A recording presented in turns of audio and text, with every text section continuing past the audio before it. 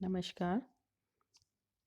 आज के इस व्याख्यान में हम हिंदी साहित्य के प्रसिद्ध कहानीकार अमरकांत की कहानी दोपहर का भोजन की जो प्रसिद्ध और प्रमुख पात्र हैं सिद्धेश्वरी, उनके चरित्र चित्रण पे बातचीत करेंगे। सिद्धेश्वरी जो है इस कहानी की प्रमुख पात्रा हैं और इस पूरी कहानी में वो अकेली ही महिला पात्रा आती हैं। इसके अलावा घर में उनका पति और 3 बच्चे हैं, रामचंद्र, मनोज तथा प्रदीप। सिद्धेश्वरी अपनी हर संभव प्रयास करती हैं पारिवारिक एकता को बनाए रखने के लिए। गरीबी की स्थिति में भी सभी परिवार के सदस्य जुड़े रहें, उनमें आपसी सामंजस्य, आपसी प्रेम बना रहे, यही उसकी इच्छा है। उसका परिवार भयंकर गरीबी से ग्रस्त है। अर्थाभाव और गरीबी के कारण परिवार के सदस्यों में स्नेह का बंधन कमजोर होते वो नहीं देखना चाहती है और परिवार को बचाए रखने के लिए वह एक घर के सदस्य के सामने दूसरे घर के जो सदस्य है उसके विषय में झूठ बोलती है और यह बताना चाहती है कि वह दूसरा सदस्य उसे बहुत प्रेम करता है। परिवार के सदस्यों में एक दूसरे के प्रति स्नेह, सम्मान और निकटता बनी रहे, इसके लिए वह छोटे छोटे झूठ एक दूसरे के सामने बोलती है।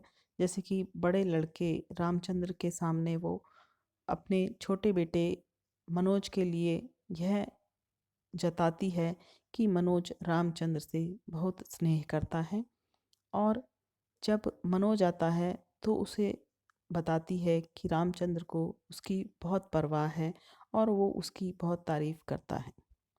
इसी प्रकार पति के आने पर वो अपने बच्चों की तारीफ करती है और पति से कहती है कि बच्चे तुम्हें देवता समझते हैं। इस प्रकार वह छोटे छोटे झूठ बोलकर परिवार में आपसी सामंजस्य बनाए रखने का कार्य करती है। सिद्धेश्वरी में एक भारतीय गृहिणी के जो गुण होते हैं वो है, वह घर के सदस्यों के लिए अन्नपूर्णा भी है, क्योंकि वह आर्थिक स्थिति में भी हर संभव प्रयास करके अपने घर के सदस्यों की उदरपूर्ति का भरसक प्रयास में लगी रहती है। सिद्धेश्वरी एक ग्राम भारतीय गृहिणी है। वह घर के सभी समस्याओं को अपने ऊपर लेती है तथा परिवार के अन्य सदस्यों के बीच कटुता नहीं आने देती। घर की आर्थिक स्थिति खराब है क्योंकि उसके पति की नौकरी जा चुकी है। वह कम साधनों में ही परिवार का पेट भरने की कोशिश करती है।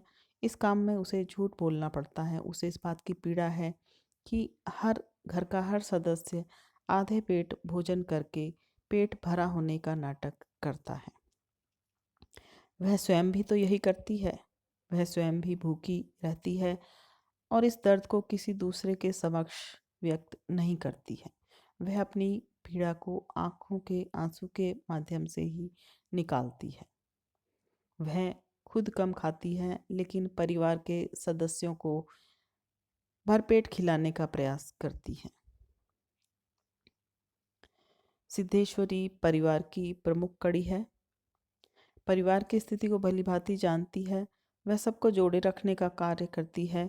एक दूसरे के प्रति वो सकारात्मक विचार रखे और एक दूसरे से मिलते रहे, उनमें स्नेह की भावना बनी रहे, इसके लिए वो छोटे छोटे झूठ अपने एक दूसरे के समक्ष बोलती रहती है।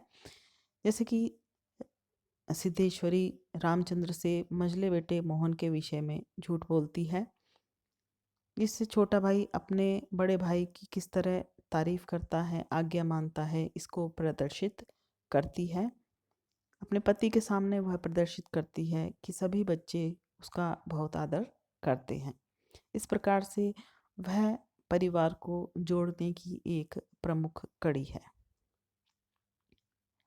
सिद्धेश्वरी इस कहानी की प्रमुख पात्रा है और संपूर्ण कहानी में आरंभ से लेकर अंत तक उपस्थित रहती हैं। दोपहर का भोजन, जैसे कि पाठ के नाम से ही पता चलता है कि पूरा प्रसंग दोपहर के भोजन पर ही केंद्रित होता है। भोजन का केंद्र रसोई घर रहता है और रसोई घर का संचालन घर की महिला करती है और वो घर की महिला सिद्धेश्वरी देवी ही है। वह अपने परिवार को एकजुट रखना चाहती है और सबको संतोष भाव के साथ देखना चाहती है। सभी सुखी हों, किसी को किसी प्रकार का कष्ट ना हो, ऐसी आशा करते हुए वह झूठ बोलने से परहेज नहीं रखती है, क्योंकि उसका वो झूठ जो होता है वो घर की भलाई के लिए होता है। वह सभी को भोजन कराती है और स्वयं आधी रोटी खाकर ही संतुष्ट हो जाती है। इस प्रकार उसके संतोषी महिला होने का चरित्र जो है वो विशेषता उद्घाटित होती है। वह एक ममतामयी माँ है, खुद पेट काट कर अपने बच्चों को अधिक से अधिक भोजन कराने की उसकी इच्छा है और साथ ही साथ वह चाहती है कि उसके तीनों बच्चे आपस में प्रेम रस से रहें, यानी वो एक ममतामयी माँ भी है। इस प्रकार सिद्धेश्वरी का जो चरित्र है वह इस कहानी का बहुत ही महत्वपूर्ण और केंद्रीय चरित्र है।